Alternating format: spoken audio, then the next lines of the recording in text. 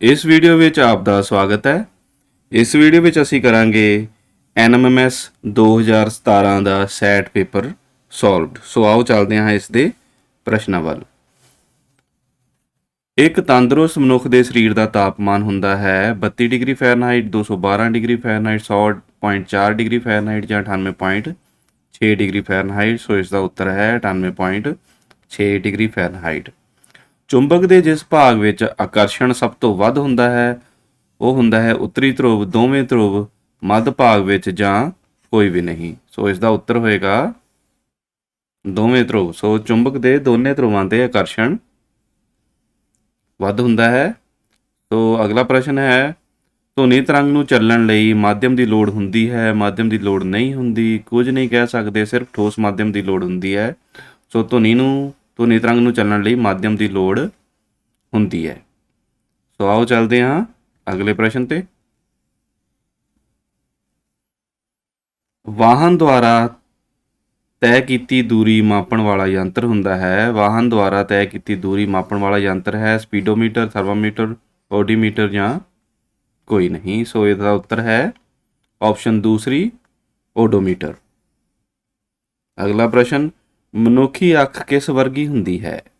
Projector ਵਰਗੀ, ਕੈਮਰੇ ਵਰਗੀ, ਟੈਲੀਸਕੋਪ ਵਰਗੀ ਜਾਂ ਮਾਈਕਰੋਸਕੋਪ ਵਰਗੀ। ਸੋ ਇਸ ਦਾ ਉੱਤਰ ਹੈ ਕਿ ਮਨੁੱਖੀ ਅੱਖ ਕੈਮਰੇ ਵਰਗੀ ਹੁੰਦੀ ਹੈ। ਕੋਹਰੇ ਅਤੇ ਧੂਏ ਕਾਰਨ ਕਿਹੜੇ ਰੰਗ ਦਾ ਖਿੰਡਾਓ ਸਭ ਤੋਂ ਵੱਧ ਹੁੰਦਾ ਹੈ? ਕੋਹਰੇ ਅਤੇ ਧੂਏ ਕਾਰਨ ਕਿਹੜੇ ਰੰਗ ਦਾ ਖਿੰਡਾਓ ਸਭ ਤੋਂ ਵੱਧ ਹੁੰਦਾ ਹੈ? ਪੀਲਾ, ਲਾਲ, ਜਾਮਣੀ ਜਾਂ ਨੀਲਾ। ਸੋ ਉੱਤਰ ਹੈ ਲਾਲ। ਸੋ ਤੀਸਰੀ ਆਪਸ਼ਨ ਇਸ ਦਾ ਉੱਤਰ ਹੈ। ਸੋ ਆਓ ਚੱਲਦੇ ਹਾਂ ਹੁਣ 57ਵੇਂ ਪ੍ਰਸ਼ਨ ਤੇ। ਵਸਤੂਆਂ ਤੇ ਲੱਗਣ ਵਾਲਾ ਵਾਯੂਮੰਡਲੀ ਦਬਾਅ ਹੁੰਦਾ ਹੈ 1.8 ਕਿਲੋਗ੍ਰਾਮ ਪ੍ਰਤੀ ਵਰਗ ਸੈਂਟੀਮੀਟਰ, 1.7 ਕਿਲੋਗ੍ਰਾਮ ਪ੍ਰਤੀ ਵਰਗ ਸੈਂਟੀਮੀਟਰ, 1 ਕਿਲੋਗ੍ਰਾਮ ਪ੍ਰਤੀ ਵਰਗ ਸੈਂਟੀਮੀਟਰ, 2 ਕਿਲੋਗ੍ਰਾਮ ਪ੍ਰਤੀ ਵਰਗ ਸੈਂਟੀਮੀਟਰ। ਇਸ ਦਾ ਉੱਤਰ ਹੋਏਗਾ ਆਪਸ਼ਨ ਸੀ, 1 ਕਿਲੋਗ੍ਰਾਮ ਪ੍ਰਤੀ ਵਰਗ ਸੈਂਟੀਮੀਟਰ। ਅਗਲਾ ਪ੍ਰਸ਼ਨ ਹੈ, ਵਪਾਰਕ ਪੱਧਰ ਤੇ ਬਿਜਲੀ ਊਰਜਾ ਦੀ ਇਕਾਈ ਕੀ ਹੈ? ਵਾਟ, ਕਿਲੋਵਾਟ, ਕਿਲੋਵਾਟ ਪ੍ਰਤੀ ਘੰਟਾ ਜਾਂ ਕੋਈ ਵੀ ਨਹੀਂ। ਸੋ ਇਸ ਦਾ ਉੱਤਰ ਤੀਸਰੀ ਆਪਸ਼ਨ ਹੈ ਕਿ ਕਿਲੋਵਾਟ ਘੰਟਾ ਵਪਾਰਕ ਪੱਧਰ ਤੇ ਬਿਜਲੀ ਊਰਜਾ ਦੀ ਇਕਾਈ ਹੈ। ਸੋ ਚੱਲਦੇ ਹਾਂ ਅਗਲੇ ਪ੍ਰਸ਼ਨਾਂ ਤੇ।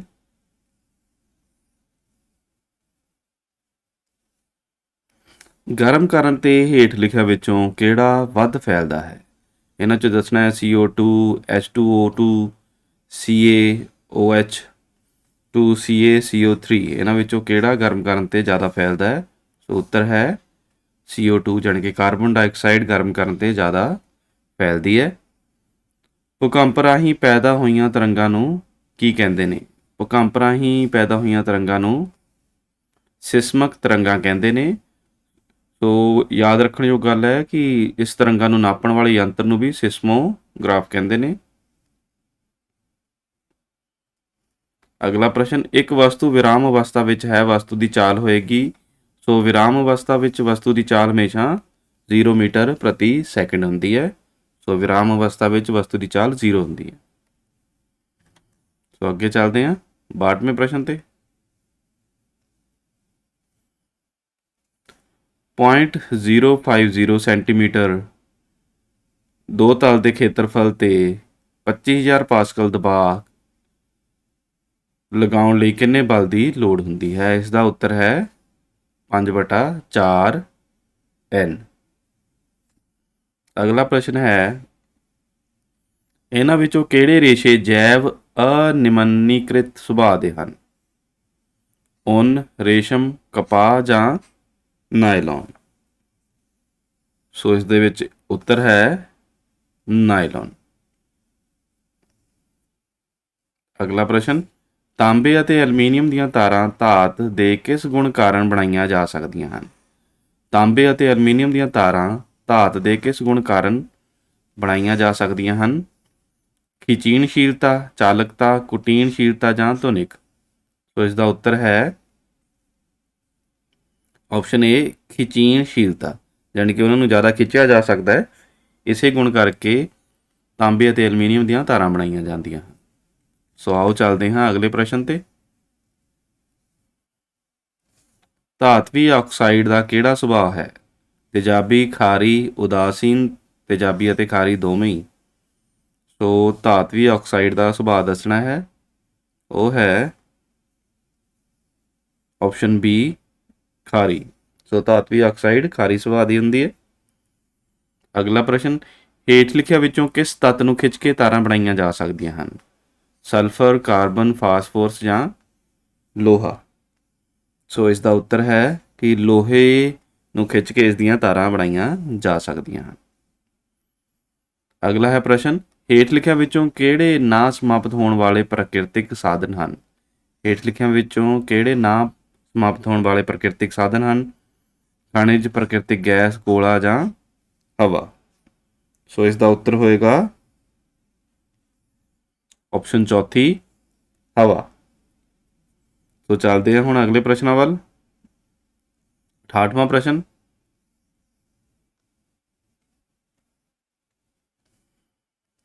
ਹੇਠ ਲਿਖਿਆਂ ਵਿੱਚੋਂ ਕਿਹੜਾ ਫਾਜ਼ਿਲ ਬਾਲਣ ਨਹੀਂ ਹੈ? ਕੋਲਾ, ਡੀਜ਼ਲ, ਪੈਟਰੋਲ ਤੇ ਲੱਕੜ। ਕਿਹੜਾ ਫਾਜ਼ਿਲ ਬਾਲਣ ਨਹੀਂ ਹੈ? ਉੱਤਰ ਹੈ ਲੱਕੜ। ਸੋ ਅਗਲਾ ਪ੍ਰਸ਼ਨ ਹੈ, ਪ੍ਰਕਿਰਤਿਕ ਗੈਸ ਤੋਂ ਪ੍ਰਾਪਤ ਕਿਹੜੀ ਗੈਸ ਦੀ ਵਰਤੋਂ ਯੂਰੀਆ ਬਣਾਉਣ ਲਈ ਕੀਤੀ ਜਾਂਦੀ ਹੈ? ਪ੍ਰਕਿਰਤਿਕ ਗੈਸ ਤੋਂ ਪ੍ਰਾਪਤ ਕਿਹੜੀ ਗੈਸ ਦੀ ਵਰਤੋਂ ਯੂਰੀਆ ਬਣਾਉਣ ਲਈ ਕੀਤੀ ਜਾਂਦੀ ਹੈ? ਆਕਸੀਜਨ, ਹਾਈਡਰੋਜਨ, ਮੀਥੇਨ ਜਾਂ ਨਾਈਟ੍ਰੋਜਨ। ਸੋ ਇਸ ਦਾ ਉੱਤਰ ਹੈ ਹਾਈਡਰੋਜਨ, ਆਪਸ਼ਨ ਤੀਸਰੀ, ਹਾਈਡਰੋਜਨ। ਹੇਠ ਲਿਖਿਆਂ ਵਿੱਚੋਂ ਕਿਹੜਾ ਪਦਾਰਥ ਪੈਟਰੋ ਰਸਾਇਣ ਤੋਂ ਤਿਆਰ ਨਹੀਂ ਕੀਤਾ ਜਾਂਦਾ? ਹੇਠ ਲਿਖਿਆਂ ਵਿੱਚੋਂ ਕਿਹੜਾ ਪਦਾਰਥ ਪੈਟਰੋ ਰਸਾਇਣ ਤੋਂ ਤਿਆਰ ਨਹੀਂ ਕੀਤਾ ਜਾਂਦਾ? ਪੋਲੀਸਟਰ, ਡਿਟਰਜੈਂਟ, ਨਾਇਲੌਨ ਤੇ ਪਟਸਨ। ਸੋ ਇਸ ਵਿੱਚ ਉੱਤਰ ਹੈ ਆਪਸ਼ਨ ਚੌਥੀ, ਪਟਸਨ। ਸੋ ਆਓ ਚੱਲਦੇ ਹਾਂ ਹੁਣ ਅਗਲੇ ਪ੍ਰਸ਼ਨਾਂ ਵੱਲ। ਪ੍ਰਸ਼ਨ 71ਵਾਂ, ਜਾਲਣ ਦੇ ਸਮੇਂ ਕਿਹੜੇ ਬਾਲਣ ਲਾਟ ਪੈਦਾ ਨਹੀਂ ਕਰਦੇ? ਜਾਲਣ ਦੇ ਸਮੇਂ ਕਿਹੜੇ ਬਾਲਣ ਲਾਟ ਪੈਦਾ ਨਹੀਂ ਕਰਦੇ? ਮਿੱਟੀ ਦਾ ਤੇਲ, ਲੱਕੜੀ ਦਾ ਕੋਲਾ, ਬਲਦੀ ਹੋਈ ਮੋਮਬੱਤੀ ਜਾਂ ਪੈਟਰੋਲ। ਸੋ ਇਸ ਵਿੱਚ ਇਸ ਦਾ ਉੱਤਰ ਹੋਏਗਾ ਆਪਸ਼ਨ ਤੀਸਰੀ, ਲੱਕੜੀ ਦਾ ਕੋਲਾ। ਸੋ ਲੱਕੜੀ ਦਾ ਕੋਲਾ ਜਲਣ ਸਮੇਂ ਲਾਟ ਪੈਦਾ ਨਹੀਂ ਕਰਦਾ। ਅਗਲਾ ਪ੍ਰਸ਼ਨ ਹੈ,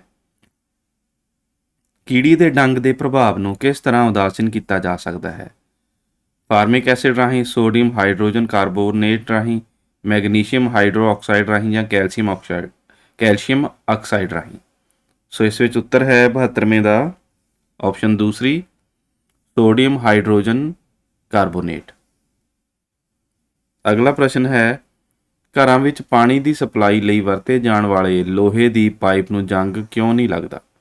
ਘਰਾਂ ਵਿੱਚ ਪਾਣੀ ਦੀ ਸਪਲਾਈ ਲਈ ਵਰਤੇ ਜਾਣ ਵਾਲੇ ਲੋਹੇ ਦੇ ਪਾਈਪ ਨੂੰ ਜੰਗ ਕਿਉਂ ਨਹੀਂ ਲੱਗਦਾ? ਸੋ ਉੱਤਰ ਹੈ ਪਹਿਲੀ ਆਪਸ਼ਨ, ਕਿਉਂਕਿ ਜਿਸਤ ਲੇਪਿਤ ਹੋਣ ਕਾਰਨ। ਕਿਉਂਕਿ ਉਹਨਾਂ ਤੇ ਜਿਸਤ ਲੇਪਿਤ ਹੁੰਦੀ ਹੈ, ਇਸ ਕਾਰਨ ਉਹਨਾਂ ਨੂੰ ਜੰਗ ਨਹੀਂ ਲੱਗਦਾ। ਸੋ ਆਓ ਚੱਲਦੇ ਹਾਂ ਹੁਣ ਅਗਲੇ ਪ੍ਰਸ਼ਨਾਂ ਵੱਲ। ਅਗਲਾ ਪ੍ਰਸ਼ਨ ਹੈ 74ਵਾਂ,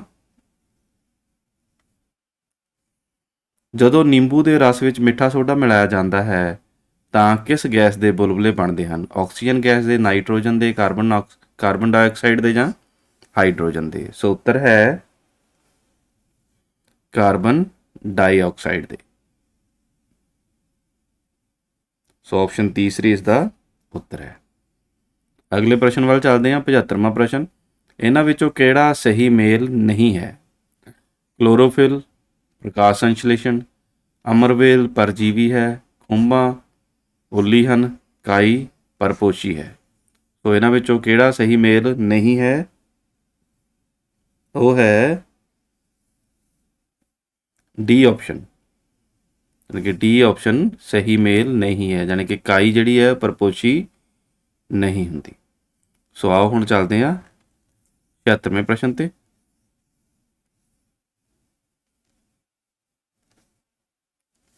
ਇਹਨਾਂ ਵਿੱਚੋਂ ਕਿਹੜਾ ਤੱਤ ਹੀਮੋਗਲੋਬਿਨ ਦੇ ਨਿਰਮਾਣ ਲਈ ਜ਼ਰੂਰੀ ਹੈ? ਹੀਮੋਗਲੋਬਿਨ ਮਤਲਬ ਖੂਨ। ਇਹਨਾਂ ਵਿੱਚੋਂ ਕਿਹੜਾ ਤੱਤ ਹੀਮੋਗਲੋਬਿਨ ਦੇ ਨਿਰਮਾਣ ਲਈ ਜ਼ਰੂਰੀ ਹੈ? ਫਲੋਰੀਨ, ਸੋਡੀਅਮ, ਲੋਹਾ ਜਾਂ ਫਾਸਫੋਰਸ। ਸੋ ਇਸ ਵਿੱਚ ਉੱਤਰ ਹੈ ਲੋਹਾ। ਲੋਹਾ ਹੀਮੋਗਲੋਬਿਨ ਲਈ ਜ਼ਰੂਰੀ ਹੈ। ਮਸਰ ਅਤੇ ਦਾਲਾਂ ਦੇ ਲਈ ਕਿਹੜੀ ਮਿੱਟੀ ਦੀ ਜ਼ਰੂਰਤ ਹੁੰਦੀ ਹੈ? ਚੀਕਣੀ ਮਿੱਟੀ, ਮਹਿਰਾ ਮਿੱਟੀ, ਰੇਤਲੀ ਮਿੱਟੀ ਜਾਂ ਚੀਕਣੀ ਅਤੇ ਰੇਤਲੀ ਦੋਨੋਂ। ਸੋ ਇਸ ਵਿੱਚ ਉੱਤਰ ਹੋਏਗਾ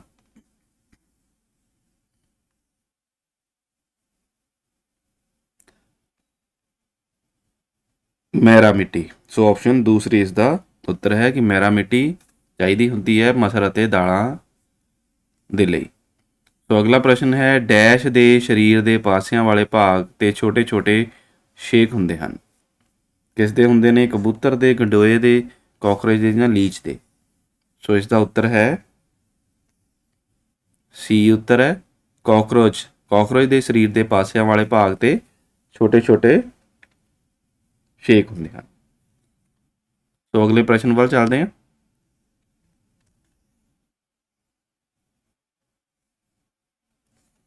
ਪੌਦਿਆਂ ਵਿੱਚ ਕਣਕ ਦੀ ਕੁੰਗੀ ਨਾਮਕ ਰੋਗ ਕਿਸ ਸੂਖਮ ਜੀਵ ਕਾਰਨ ਹੁੰਦਾ ਹੈ? ਪੌਦਿਆਂ ਵਿੱਚ ਕਣਕ ਦੀ ਕੁੰਗੀ ਨਾਮਕ ਰੋਗ ਕਿਸ ਸੂਖਮ ਜੀਵ ਦੇ ਕਾਰਨ ਹੁੰਦਾ ਹੈ? ਜੀਵਾਣੂ ਕਾਰਨ, ਵਿਸ਼ਾਣੂ ਕਾਰਨ, ਉੱਲੀ ਕਾਰਨ ਜਾਂ ਪ੍ਰੋਟੋਜ਼ੋਆ ਕਾਰਨ। ਸੋ ਇਸ ਦਾ ਉੱਤਰ ਹੈ ਆਪਸ਼ਨ ਸੀ ਉੱਲੀ ਕਾਰਨ।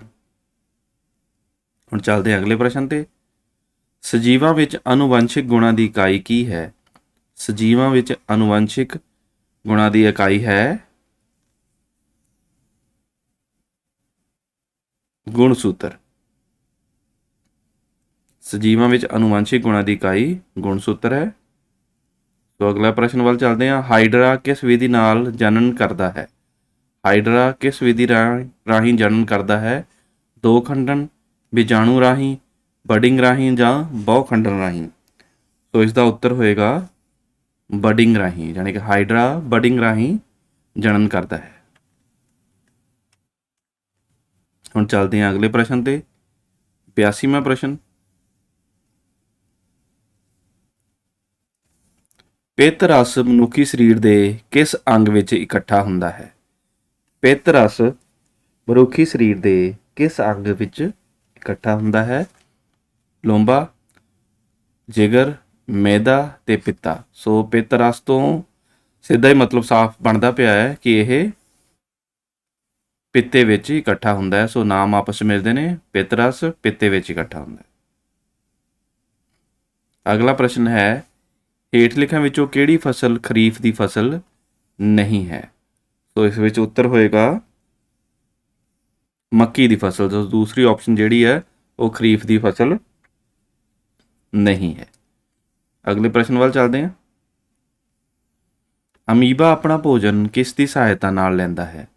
ਆਵਾਸੀ ਪੈਰ, ਵੈਕਿਊਲ, ਰਸਧਾਨੀ ਜਾਂ ਕੇਂਦਰਕ। ਅਮੀਬਾ ਆਪਣਾ ਭੋਜਨ ਕਿਸ ਦੀ ਸਹਾਇਤਾ ਨਾਲ ਲੈਂਦਾ ਹੈ?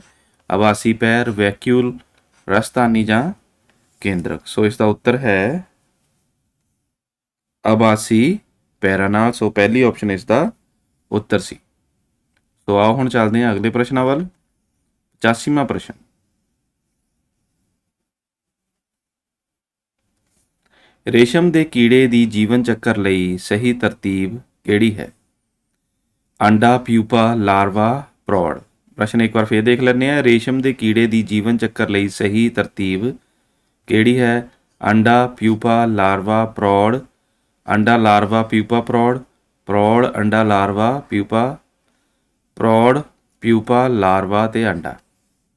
ਸੋ ਸਹੀ ਤਰਤੀਬ ਹੈ ਇਹਦੀ ਆਪਸ਼ਨ ਬੀ। ਸਭ ਤੋਂ ਪਹਿਲਾਂ ਅੰਡਾ, ਫਿਰ ਉਹਦੇ ਵਿੱਚੋਂ ਲਾਰਵਾ, ਫਿਰ ਪਿਊਪਾ ਤੇ ਉਸ ਤੋਂ ਬਾਅਦ ਪ੍ਰੌੜ। ਸੋ ਇਹ ਸੀ ਸਹੀ ਤਰਤੀਬ ਰੇਸ਼ਮ ਦੇ ਕੀੜੇ ਦੀ ਜੀਵਨ ਚੱਕਰ ਦੀ। ਅਗਲਾ ਪ੍ਰਸ਼ਨ ਹੈ, ਹੁਣ ਭੂਗੋਲ ਦੇ ਪ੍ਰਸ਼ਨ ਸ਼ੁਰੂ ਹੋ ਗਏ ਨੇ। ਭਾਰਤ ਦੇ ਕਿਸ ਰਾਜ ਵਿੱਚ ਕਰਕ ਰੇਖਾ ਨਹੀਂ ਲੰਘਦੀ? ਭਾਰਤ ਦੇ ਕਿਸ ਰਾਜ ਵਿੱਚੋਂ ਕਰਕ ਰੇਖਾ ਨਹੀਂ ਲੰਘਦੀ? ਮਨੀਪੁਰ, ਤ੍ਰਿਪੁਰਾ, ਰਾਜਸਥਾਨ ਜਾਂ ਛੱਤੀਸਗੜ੍ਹ। ਸੋ ਉੱਤਰ ਹੈ ਕਿਹੜੇ ਰਾਜ ਵਿੱਚੋਂ ਕਰਕ ਰੇਖਾ ਨਹੀਂ ਲੰਘਦੀ? ਸੋ ਉੱਤਰ ਹੈ ਮਨੀਪੁਰ। ਸੋ ਪਹਿਲੀ ਆਪਸ਼ਨ ਇਸ ਦਾ ਠੀਕ ਉੱਤਰ ਹੈ। ਹੁਣ ਚੱਲਦੇ ਹਾਂ ਅਗਲੇ ਪ੍ਰਸ਼ਨ ਤੇ। ਅਗਲਾ ਪ੍ਰਸ਼ਨ ਹੈ 57ਵਾਂ ਪ੍ਰਸ਼ਨ ਹੈ। 87ਵਾਂ ਪ੍ਰਸ਼ਨ।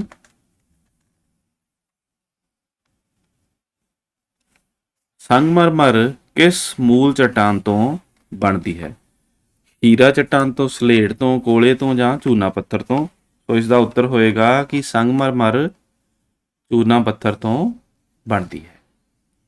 ਅਗਲਾ ਪ੍ਰਸ਼ਨ ਹੈ ਕਿਸ ਫਸਲ ਦੀ ਪੈਦਾਵਾਰ ਲਈ ਤਾਪਮਾਨ 18 ਡਿਗਰੀ ਸੈਲਸੀਅਸ ਤੋਂ 27 ਡਿਗਰੀ ਸੈਲਸੀਅਸ ਤੱਕ ਹੋਣਾ ਚਾਹੀਦਾ ਹੈ? ਕੌਫੀ, ਮੱਕੀ, ਕਪਾਹ ਜਾਂ ਕਣਕ? ਸੋ ਇਸ ਦਾ ਉੱਤਰ ਹੋਏਗਾ ਮੱਕੀ। ਸੋ ਮੱਕੀ ਦੀ ਫਸਲ ਦੀ ਪੈਦਾਵਾਰ ਲਈ ਤਾਪਮਾਨ 18 ਡਿਗਰੀ ਤੋਂ 27 ਡਿਗਰੀ ਤੱਕ ਹੋਣਾ ਚਾਹੀਦਾ ਹੈ। ਅਗਲਾ ਪ੍ਰਸ਼ਨ ਹੈ ਕਿਸ ਦੀ ਤੀਵਰਤਾ ਨੂੰ ਰਿਕਟਰ ਸਕੇਲ ਤੇ ਮਾਪਿਆ ਜਾਂਦਾ ਹੈ? ਸੋ ਰਿਕਟਰ ਸਕੇਲ ਤੇ ਭੂਚਾਲ ਦੀ ਤੀਵਰਤਾ ਨੂੰ ਮਾਪਿਆ ਜਾਂਦਾ ਹੈ, ਯਾਦ ਰੱਖਣ ਯੋਗ ਗੱਲ ਹੈ। ਸੋ ਅਗਲੇ ਪ੍ਰਸ਼ਨ ਤੇ ਚਲੀਏ। ਅਗਲਾ ਪ੍ਰਸ਼ਨ ਹੈ 90ਵਾਂ। ਸੁੰਦਰੀ ਦੇ ਦਰਖਤ ਕਿਹੜੇ ਜੰਗਲਾਂ ਵਿੱਚ ਮਿਲਦੇ ਹਨ? ਸੁੰਦਰੀ ਦੇ ਦਰਖਤ ਕਿਹੜੇ ਜੰਗਲਾਂ ਵਿੱਚ ਮਿਲਦੇ ਹਨ?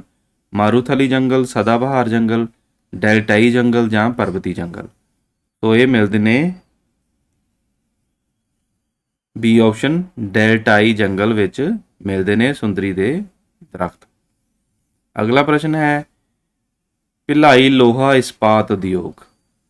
ਭਿਲਾਈ ਲੋਹਾ ਇਸਪਾਤ ਉਦਯੋਗ ਕਿਸ ਦੇਸ਼ ਦੀ ਮਦਦ ਨਾਲ ਲਗਾਇਆ ਗਿਆ ਸੀਗਾ? ਜਰਮਨੀ, ਫਰਾਂਸ, ਇੰਗਲੈਂਡ ਤੇ ਸੋਵੀਅਤ ਯੂਨੀਅਨ। ਸੋ ਇਸ ਦਾ ਉੱਤਰ ਹੈ ਡੀ ਆਪਸ਼ਨ, ਸੋਵੀਅਤ ਯੂਨੀਅਨ। ਸੋ ਸੋਵੀਅਤ ਯੂਨੀਅਨ ਦੀ ਸਹਾਇਤਾ ਦੇ ਨਾਲ ਭਿਲਾਈ ਲੋਹਾ ਇਸਪਾਤ ਉਦਯੋਗ ਲਗਾਇਆ ਗਿਆ ਸੀ। ਅਗਲਾ ਪ੍ਰਸ਼ਨ ਹੈ ਤਾਇਵਾਨ ਦੀ ਉਲੋਂਗ ਚਾਹ ਕਿਸ ਲਈ ਪ੍ਰਸਿੱਧ ਹੈ?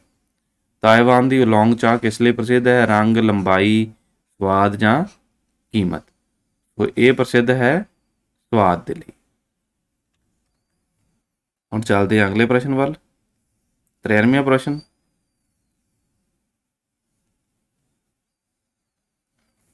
ਭੂ-ਮੱਧ ਰੇਖਾ ਖੰਡ ਵਿੱਚ ਆਮ ਤੌਰ ਤੇ ਕਿਸ ਕਿਸਮ ਦੀ ਵਰਖਾ ਹੁੰਦੀ ਹੈ? ਭੂ-ਮੱਧ ਰੇਖਾ ਖੰਡ ਵਿੱਚ ਆਮ ਤੌਰ ਤੇ ਕਿਸ ਕਿਸਮ ਦੀ ਵਰਖਾ ਹੁੰਦੀ ਹੈ? ਪਰਬਤੀ, ਸੰਵਹਿਣ, ਕੋਈ ਵਰਖਾ ਨਹੀਂ ਹੁੰਦੀ ਜਾਂ ਚੱਕਰਵਾਤੀ ਵਰਖਾ? ਇਹਨਾਂ ਵਿੱਚ ਉੱਤਰ ਹੈ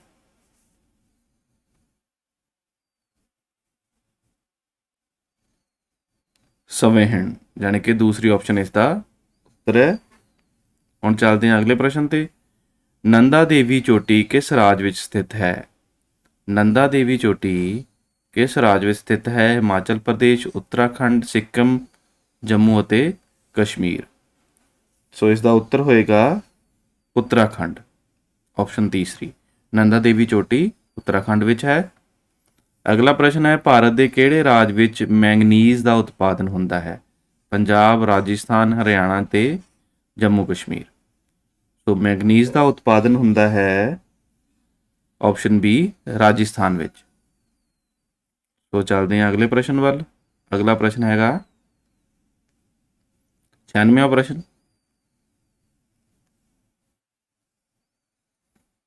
ਹੇਠ ਲਿਖਿਆਂ ਵਿੱਚੋਂ ਕਿਹੜੀ ਜਗ੍ਹਾ ਦੀ ਵਸੋਂ ਘਣਤਾ ਸਭ ਤੋਂ ਵੱਧ ਹੈ? ਹੇਠ ਲਿਖਿਆਂ ਵਿੱਚੋਂ ਕਿਹੜੀ ਜਗ੍ਹਾ ਦੀ ਵਸੋਂ ਘਣਤਾ ਸਭ ਤੋਂ ਵੱਧ ਹੈ? ਦਿੱਲੀ, ਲਾਹੌਲ ਸਪੀਤੀ, ਲੇਹ ਜਾਂ ਚੰਡੀਗੜ੍ਹ? ਸੋ ਵਸੋਂ ਦੀ ਘਣਤਾ ਸਭ ਤੋਂ ਵੱਧ ਹੈ ਇਹਨਾਂ ਵਿੱਚੋਂ ਦਿੱਲੀ 'ਚ। ਅਗਲਾ ਪ੍ਰਸ਼ਨ ਖੇਤਰਫਲ ਦੇ ਹਿਸਾਬ ਨਾਲ ਕਿਹੜਾ ਮਹਾਸਾਗਰ ਵੱਡਾ ਹੈ? ਹਿੰਦ ਮਹਾਸਾਗਰ, ਆਰਕਟਿਕ ਸਾਗਰ, ਪ੍ਰਸ਼ਾਂਤ ਮਹਾਸਾਗਰ ਜਾਂ ਅੰਧ ਮਹਾਸਾਗਰ? ਸੋ ਇਸ ਵਿੱਚ ਉੱਤਰ ਹੈ ਪ੍ਰਸ਼ਾਂਤ ਮਹਾਸਾਗਰ ਖੇਤਰਫਲ ਦੇ ਹਿਸਾਬ ਨਾਲ ਇਹਨਾਂ ਵਿੱਚੋਂ ਸਭ ਤੋਂ ਵੱਡਾ ਹੈ। ਅਗਲਾ ਪ੍ਰਸ਼ਨ ਹੈ ਕਿਸ ਨੇ 29 ਮਾਰਚ 1849 ਈਸਵੀ ਨੂੰ ਪੰਜਾਬ ਨੂੰ ਅੰਗਰੇਜ਼ ਸਾਮਰਾਜ ਵਿੱਚ ਸ਼ਾਮਲ ਕੀਤਾ? ਕਿਸ ਨੇ 29 ਮਾਰਚ 1849 ਈਸਵੀ ਨੂੰ ਪੰਜਾਬ ਨੂੰ ਅੰਗਰੇਜ਼ ਸਾਮਰਾਜ ਵਿੱਚ ਸ਼ਾਮਲ ਕੀਤਾ? Lord Wellesley, Lord Dalhousie, Lord Cornwallis, Lord Warren Hastings? ਸੋ ਉੱਤਰ ਹੈ ਲਾਰਡ ਡਲਹੌਜ਼ੀ। ਸੋ ਇਸ ਦਾ ਉੱਤਰ ਹੈ ਲਾਰਡ ਡਲਹੌਜ਼ੀ। ਸੋ ਆਓ ਚਲੀਏ ਹੁਣ ਅਗਲੇ ਪ੍ਰਸ਼ਨਾਂ ਵੱਲ।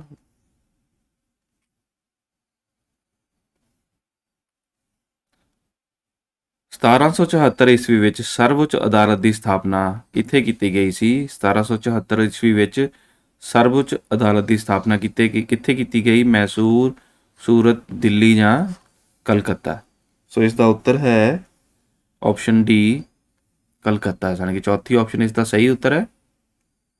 ਅਗਲਾ ਪ੍ਰਸ਼ਨ ਹੈ ਸ਼ਾਂਤੀ ਨਿਕੇਤਨ ਦੀ ਸਥਾਪਨਾ ਕਿਸਨੇ ਕੀਤੀ? ਰਾਜਾ ਰਾਮ ਮੋਹਨ ਰਾਏ, ਰਵਿੰਦਰ ਨਾਥ ਟੈਗੋਰ, स्वामी विवेकानंद, सर सैयद अहमद। सो इसका उत्तर है ऑप्शन दूसरी, रविंद्रनाथ टैगोर। अगले प्रश्न वाल चलते हैं। प्रश्न 101,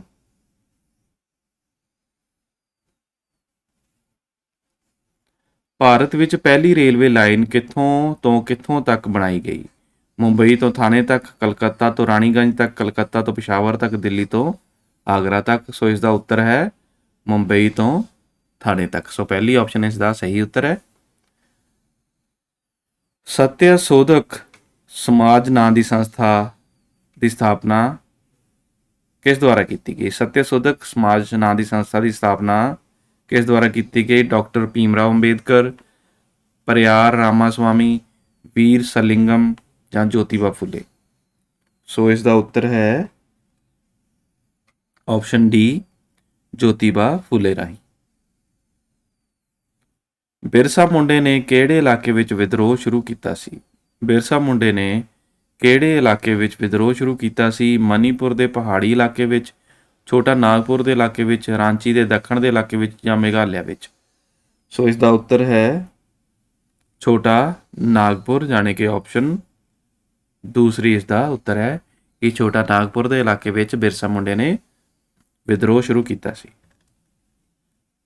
तो आओ चलते हैं हुण अगले प्रश्न ते। 104 प्रश्न, राजा रवि वर्मा कौन सी? समाज सुधारक, चित्रकार, लेखक, सिक्ख्या शास्त्री। राजा रवि वर्मा कौन सी? तो इस विच उत्तर होएगा 104 का, वो चित्रकार सी। अगला प्रश्न, लॉर्ड डलहौजी ने सिक्किम उत्ते जित कदों प्राप्त की? लॉर्ड डलहौजी ने सिक्किम उत्ते जित कदों प्राप्त की? तो ऑप्शनस देख रहे हो तुसीं। तो इन्हां विच उत्तर है ऑप्शन पहली 1850 विच। लाहौर विच दयानंद एंग्लो वैदिक स्कूल की स्थापना कदों हुई? लाहौर विच दयानंद एंग्लो वैदिक स्कूल की स्थापना कदों हुई? 1896, 1860, 1886 या 1905। सो इस विच उत्तर है सी ऑप्शन 1886 ईस्वी विच। सो आओ चलते हैं हुण अगले प्रश्न वाल। अगला प्रश्न है 107वां, आज़ाद भारत के पहले गृह मंत्री कौन सन? आज़ाद भारत के पहले गृह मंत्री कौन सन? पंडित जवाहर लाल नेहरू, श्री गुलजारी लाल नंदा, महात्मा गांधी, सरदार वल्लभ भाई पटेल। तो इस विच उत्तर होएगा ऑप्शन डी, यानी कि चौथी ऑप्शन, सरदार वल्लभ भाई पटेल। तो अगला प्रश्न है, बड़ौदा यूनिवर्सिटी की स्थापना किसने की? राजा राम मोहन राय, महाराजा सयाजी राव, स्वामी विवेकानंद, रविंद्रनाथ टैगोर। तो बड़ौदा यूनिवर्सिटी की स्थापना की सी महाराजा सयाजी राव। तो दूसरी ऑप्शन ठीक उत्तर है, महाराजा सयाजी राव। हुण चलते हैं अगले प्रश्न ते। 1955 ईस्वी की एफ्रो एशियन कानफ्रेंस इंडोनेशिया के किहड़े शहर विच हुई? 1955 ईस्वी की एफ्रो एशियन कानफ्रेंस इंडोनेशिया के किहड़े शहर विच हुई? सो इसका उत्तर है ऑप्शन चौथी, बंदूक शहर विच। सो चलते हैं हुण अगले प्रश्न वाल। प्रश्न 110वां,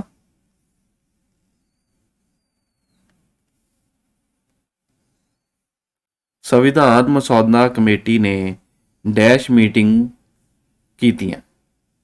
संविधान मसौदा कमेटी ने डैश मीटिंगां कीतियां? तो इसका उत्तर है उन्होंने 11 मीटिंगां कीतियां सीगियां। सो तीसरी ऑप्शन ठीक उत्तर है। 111वां प्रश्न, भारतीय संविधान विच मुढ़ले अधिकार दर्ज हैं डैश तक? अनुच्छेद 14 तो 32 तक, अनुच्छेद 32 तो 51 तक, सो अनुच्छेद 239 तो 242 तक, अनुच्छेद 301 तो 307 तक। सो इसका ऑप्शन अपना विषयों सही उत्तर है ऑप्शन पहली, अनुच्छेद 14 तो 32 तक। ਅਗਲਾ ਪ੍ਰਸ਼ਨ ਹੈ ਸਰਕਾਰੀ ਵਕੀਲ ਨੂੰ ਨਿਯੁਕਤ ਡੈਸ਼ ਕਰਦਾ ਹੈ। SHO ਕਰਦਾ ਹੈ, ਲੋਕ ਸਭਾ ਦੇ ਮੈਂਬਰ ਕਰਦੇ ਨੇ, ਸਰਕਾਰ ਕਰਦੀ ਹੈ ਜਾਂ SSP ਕਰਦਾ ਹੈ। ਸੋ ਉੱਤਰ ਹੈ ਸਰਕਾਰੀ ਵਕੀਲ ਨੂੰ ਨਿਯੁਕਤ ਸਰਕਾਰ ਹੀ ਕਰਦੀ ਹੈ। ਸੋ ਆਓ ਚੱਲਦੇ ਹਾਂ ਅਗਲੇ ਪ੍ਰਸ਼ਨ ਤੇ। 113ਵਾਂ ਪ੍ਰਸ਼ਨ ਸਰਵ ਸਿੱਖਿਆ ਅਭਿਆਨ ਡੈਸ਼ ਇਹ ਗਰੀਬ ਲੋਕਾਂ ਦੀ ਮਦਦ ਲਈ ਬਣਾਇਆ ਗਿਆ, ਐਕਸੀਡੈਂਟ ਦੇ ਪੀੜਤਾਂ ਦੀ ਮਦਦ ਲਈ ਬਣਾਇਆ ਗਿਆ, ਰਾਸ਼ਟਰੀ ਮਨੁੱਖੀ ਅਧਿਕਾਰ ਕਮਿਸ਼ਨ ਬਣਾਉਣ ਲਈ ਬਣਾਇਆ ਗਿਆ ਜਾਂ ਅਨਪੜ੍ਹਤਾ ਨੂੰ ਰੋਕਣ ਲਈ ਬਣਾਇਆ ਗਿਆ। ਸੋ ਇਸ ਵਿੱਚ ਉੱਤਰ ਹੈ ਚੌਥਾ, ਅਨਪੜ੍ਹਤਾ ਨੂੰ ਰੋਕਣ ਲਈ ਬਣਾਇਆ ਗਿਆ। ਅਗਲਾ ਪ੍ਰਸ਼ਨ ਹੈ ਸਾਡੇ ਦੇਸ਼ ਦਾ ਅਸਲ ਮੁਖੀ ਕੌਣ ਹੈ? ਰਾਸ਼ਟਰਪਤੀ, ਭਾਰਤ ਦਾ ਮੁੱਖ ਜੱਜ, ਪ੍ਰਧਾਨ ਮੰਤਰੀ ਜਾਂ ਰਾਜਪਾਲ। ਸੋ ਅਸਲ ਮੁਖੀ ਹੈ ਪ੍ਰਧਾਨ ਮੰਤਰੀ। ਸੋ ਅੱਗੇ ਚੱਲਦੇ ਹਾਂ 115ਵੇਂ ਪ੍ਰਸ਼ਨ ਤੇ ਉੱਪਰ।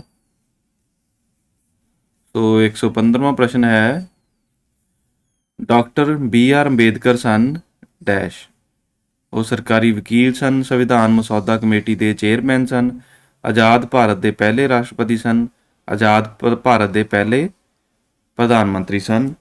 ਸੋ ਸਹੀ ਉੱਤਰ ਹੈ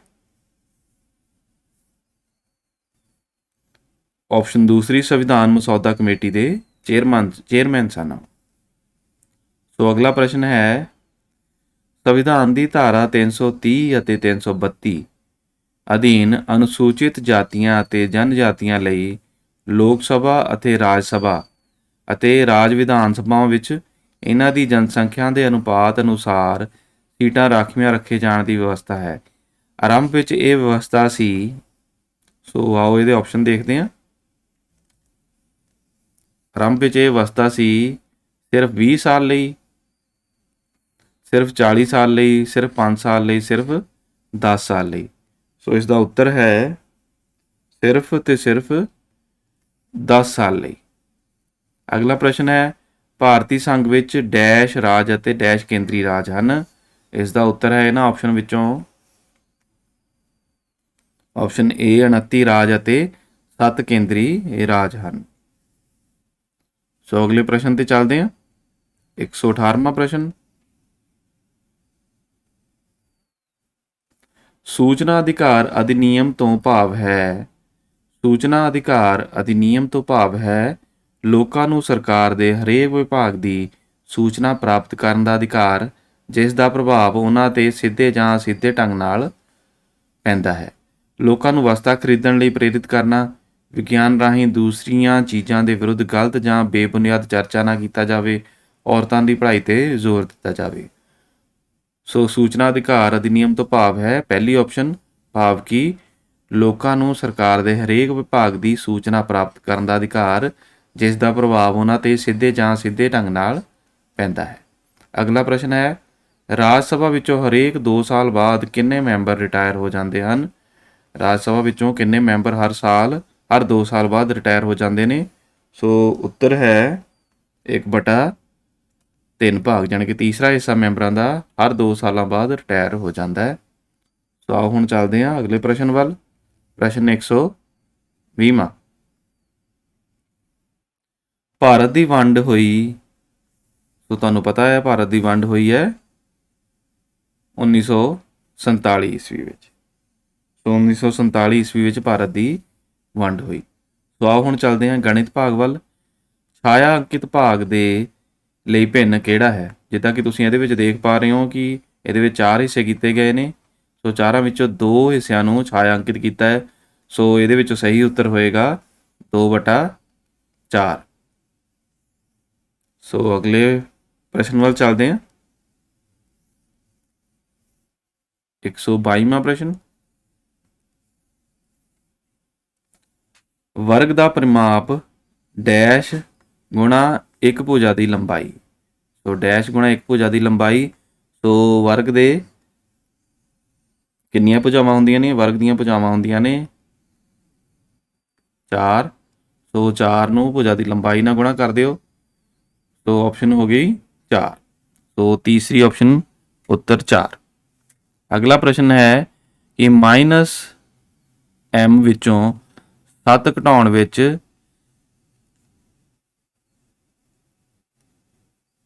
ਕਿਹੜਾ ਇਹਨਾਂ ਵਿੱਚੋਂ ਬਣੇਗੀ ਇਕੁਏਸ਼ਨ, ਉਹ ਹੈ -m ਵਿੱਚੋਂ 7 ਘਟਾਉਣ ਲਈ ਚੌਥੀ ਆਪਸ਼ਨ। ਸੋ -m - 7। ਸੋ ਆਓ ਚੱਲਦੇ ਹਾਂ ਅਗਲੇ ਪ੍ਰਸ਼ਨ ਤੇ। ਅਗਲਾ ਪ੍ਰਸ਼ਨ ਹੈ 124ਵਾਂ। ਇੱਕ ਕਮਰੇ ਦੀ ਲੰਬਾਈ 30 ਮੀਟਰ ਤੇ ਚੌੜਾਈ 20 ਮੀਟਰ ਹੈ। ਇਸ ਲਈ ਕਮਰੇ ਦੀ ਲੰਬਾਈ ਦਾ ਚੌੜਾਈ ਨਾਲ ਅਨੁਪਾਤ ਕੀ ਹੈ? ਸੋ ਲੰਬਾਈ ਦਾ ਚੌੜਾਈ ਨਾਲ ਅਨੁਪਾਤ ਕਰਨਾ ਸੀਗਾ। ਅਨੁਪਾਤ ਕਰਨ ਲਈ ਕੀ ਕਰਦੇ ਹਾਂ, 30/20। ਸੋ ਅਨੁਪਾਤ ਹੋ ਗਿਆ ਆਪਸ਼ਨ ਪਹਿਲੀ। ਸੋ 0 ਨਾਲ 0 ਕੱਟ ਗਏ, ਸੋ ਅਨੁਪਾਤ ਰਹਿ ਗਿਆ 3/2। ਸੋ ਪਹਿਲੀ ਆਪਸ਼ਨ ਇਸ ਦਾ ਸਹੀ ਉੱਤਰ ਹੈ। ਸੋ ਅਗਲਾ ਪ੍ਰਸ਼ਨ ਹੈ, ਦਿੱਤੇ ਗਏ ਚਿੱਤਰ ਵਿੱਚ ਸਮਮਿਤੀ ਰੇਖਾਵਾਂ ਦੀ ਸੰਖਿਆ ਪਤਾ ਕਰਨੀ ਹੈ। ਸੋ ਇਸ ਵਿੱਚ ਸਮਮਿਤ ਰੇਖਾਵਾਂ ਹਨ, ਜਿੱਦਾਂ ਕਿ ਤੁਸੀਂ ਦੇਖ ਪਾ ਰਹੇ ਹੋ ਕਿ ਸਮਮਿਤ ਰੇਖਾਵਾਂ ਹਨ। ਇੱਕ ਸਮਮਿਤ ਰੇਖਾ ਇੱਥੇ ਹੋ ਗਈ, ਯਾਨੀ ਕਿ ਇੱਥੋਂ ਲੈ ਕੇ ਇੱਥੇ ਤੱਕ। ਇੱਕ ਸਮਮਿਤ ਰੇਖਾ ਇੱਥੋਂ ਲੈ ਕੇ ਇੱਥੇ ਤੱਕ। ਸੋ ਕਿੰਨੀਆਂ ਰੇਖਾਵਾਂ ਬਣ ਗਈਆਂ? 2 ਰੇਖਾਵਾਂ। ਸੋ ਉੱਤਰ ਹੋਏਗਾ ਪਹਿਲਾ 2 ਰੇਖਾਵਾਂ। ਸੋ ਇਹ ਉੱਤਰ ਹੋ ਗਿਆ। ਚੱਲਦੇ ਹਾਂ ਅਗਲੇ ਪ੍ਰਸ਼ਨ ਵੱਲ। ਅਗਲਾ ਪ੍ਰਸ਼ਨ ਹੈ 126ਵਾਂ ਪ੍ਰਸ਼ਨ। -8 ਜਮਾ ਡੈਸ਼ ਬਰਾਬਰ 0। ਸੋ -8 ਵਿੱਚ ਕੀ ਜਮ੍ਹਾਂ ਕਰੀਏ ਕਿ 0 ਬਣ ਜਾਵੇ? ਸੋ ਇਸ ਦਾ ਉੱਤਰ ਹੈ ਕਿ -8 ਜਮਾ 8 ਇਜ਼ ਇਕੁਅਲ ਟੂ 0, ਕਿਉਂਕਿ ਮਾਈਨਸ ਪਲੱਸ ਮਾਈਨਸ ਹੋ ਜਾਂਦਾ ਹੈ ਅਤੇ ਉੱਤਰ ਆ ਗਿਆ 0। ਸੋ ਇਸ ਵਿੱਚ ਸਹੀ ਉੱਤਰ ਹੈ ਪਹਿਲੀ ਆਪਸ਼ਨ 8। ਅਗਲਾ ਪ੍ਰਸ਼ਨ ਹੈ 2/3 ਬਰਾਬਰ 4/7 ਬਰਾਬਰ 6/9 ਬਰਾਬਰ 8/12 ਬਰਾਬਰ ਡੈਸ਼ ਕਥਨ ਪੂਰਾ ਕਰਨਾ ਹੈ ਇਸ ਨੂੰ। ਸੋ ਇਸ ਦੇ ਅਨੁਸਾਰ ਉੱਤਰ ਹੋਏਗਾ 10/15। ਸੋ ਪਹਿਲੀ ਆਪਸ਼ਨ ਇਸ ਦਾ ਸਹੀ ਉੱਤਰ ਆ। ਸੋ ਚੱਲਦੇ ਹਾਂ ਅਗਲੇ ਪ੍ਰਸ਼ਨ ਵੱਲ। ਅਗਲਾ ਪ੍ਰਸ਼ਨ ਹੈ -7/19 ਦਾ ਜੋੜਾਤਮਕ ਉਲਟ ਪਤਾ ਕਰੋ। -7/19 ਦਾ ਜੋੜਾਤਮਕ ਉਲਟ ਪਤਾ ਕਰਨਾ ਹੈ। 0 -19/7, 7/19 ਜਾਂ 19/7। ਸੋ ਇਹਦੇ ਵਿੱਚ ਸਹੀ ਉੱਤਰ ਹੈ 7/19। ਸੋ ਚੱਲਦੇ ਹਾਂ ਅਗਲੇ ਪ੍ਰਸ਼ਨ ਵੱਲ। ਅਗਲਾ ਪ੍ਰਸ਼ਨ ਹੈ 129ਵਾਂ। 2x - 3 ਬਰਾਬਰ ਡੈਸ਼ ਦਾ ਹੱਲ ਪਤਾ ਕਰਨਾ ਹੈ। ਸੋ ਹੱਲ ਪਤਾ ਕਰਨ ਲਈ ਅਸੀਂ ਇਹਨਾਂ ਵਿੱਚੋਂ ਜਿਹੜੇ ਮੁੱਲ ਦਿੱਤੇ ਗਏ ਨੇ ਇਹਨਾਂ ਨੂੰ x ਦੀ ਜਗ੍ਹਾ 'ਤੇ ਭਰ ਕੇ ਦੇਖ ਸਕਦੇ ਹਾਂ। ਸੋ ਇਸ ਦੇ ਵਿੱਚ ਉੱਤਰ ਹੋਏਗਾ ਮਾਫੀ ਚਾਹਾਂਗਾ, ਪੜ੍ਹਨ ਵਿੱਚ ਥੋੜ੍ਹੀ ਸਮੱਸਿਆ। ਸੋ ਇਕੁਏਸ਼ਨ ਹੈ 2x - 3 ਬਰਾਬਰ 7। ਸੋ ਇਹਨਾਂ ਵਿੱਚੋਂ ਅਸੀਂ ਆਪਸ਼ਨ ਭਰ ਕੇ ਦੇਖ ਸਕਦੇ ਹਾਂ ਕਿ ਕਿਸ ਦੇ ਨਾਲ ਉੱਤਰ 7 ਆਉਂਦਾ। ਸੋ ਜੇਕਰ ਇੱਥੇ ਹੁਣ ਜੇ 5 ਭਰ ਦਈਏ, ਜਾਣੀ ਕਿ ਇੱਥੇ ਆਪਸ਼ਨ 5 ਕਰ ਦਈਏ, ਸੋ 2 × 5 = 10, 10 ਵਿੱਚੋਂ 3 ਘਟਾਉਣ 'ਤੇ 7 ਪ੍ਰਾਪਤ ਹੁੰਦਾ ਹੈ। ਸੋ ਸਹੀ ਉੱਤਰ ਹੋਏਗਾ ਆਪਸ਼ਨ ਚੌਥੀ। ਸੋ ਅਗਲਾ ਪ੍ਰਸ਼ਨ ਹੈ ਇੱਕ ਕਲਾਸ ਦੇ ਵਿਦਿਆਰਥੀਆਂ ਦਾ ਭਾਰ ਇਸ ਤਰ੍ਹਾਂ ਹੈ। ਸੋ ਇਹ ਵਿਦਿਆਰਥੀਆਂ ਦਾ ਭਾਰ ਦਿੱਤਾ ਗਿਆ ਹੈ। ਸੋ ਅਸੀਂ ਇਹਦੇ ਵਿੱਚੋਂ ਬਹੁਲਕ ਅਤੇ ਮੱਧਿਕਾ, ਬਹੁਲਕ ਅਤੇ ਯਾਨੀ ਕਿ ਬਹੁਲਕ ਅਤੇ ਮੱਧਿਕਾ ਲੱਭਣੀ ਹੈ। ਬਹੁਲਕ ਅਤੇ ਮੱਧਿਕਾ ਲੱਭਣੀ ਹੈ। ਸੋ ਇਹਨਾਂ ਵਿੱਚੋਂ ਇਸ ਦਾ ਉੱਤਰ ਹੋਏਗਾ 130ਵੇਂ ਦਾ ਇਹ ਸਾਰੇ ਹੀ, ਭਾਵ ਕਿ ਇਸ ਦੀ ਬਣਤਰ ਪ੍ਰਸ਼ਨ ਦੀ ਠੀਕ ਨਹੀਂ ਹੈ ਸ਼ਾਇਦ, ਇਸੇ ਕਰਕੇ ਆਪਸ਼ਨ ਸਾਰੇ ਹੀ ਕਿਹਾ ਗਿਆ ਹੈ। ਚਲੋ ਚੱਲਦੇ ਹਾਂ ਅਗਲੇ ਪ੍ਰਸ਼ਨ ਵੱਲ। ਪ੍ਰਸ਼ਨ 131ਵਾਂ। ਚਿੱਤਰ ਵਿੱਚ ਜੇਕਰ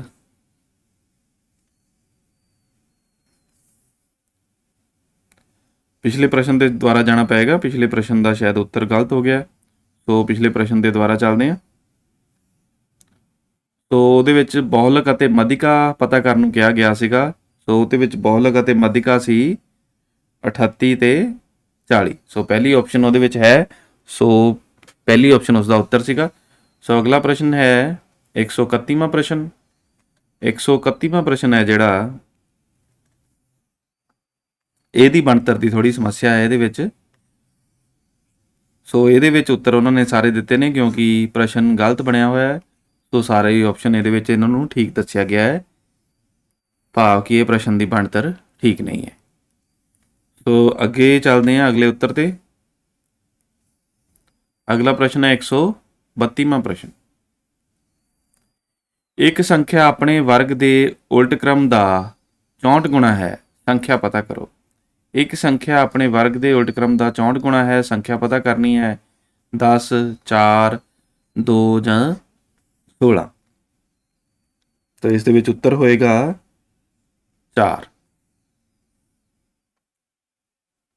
ਅੱਗੇ ਚੱਲਦੇ ਹਾਂ ਅਗਲੇ ਪ੍ਰਸ਼ਨ ਵੱਲ। ਦੋ ਸੰਖਿਆਵਾਂ ਇੱਕ ਸੰਖਿਆ ਤੋਂ ਕ੍ਰਮਵਾਰ 30% ਅਤੇ 40% ਘੱਟ ਹਨ।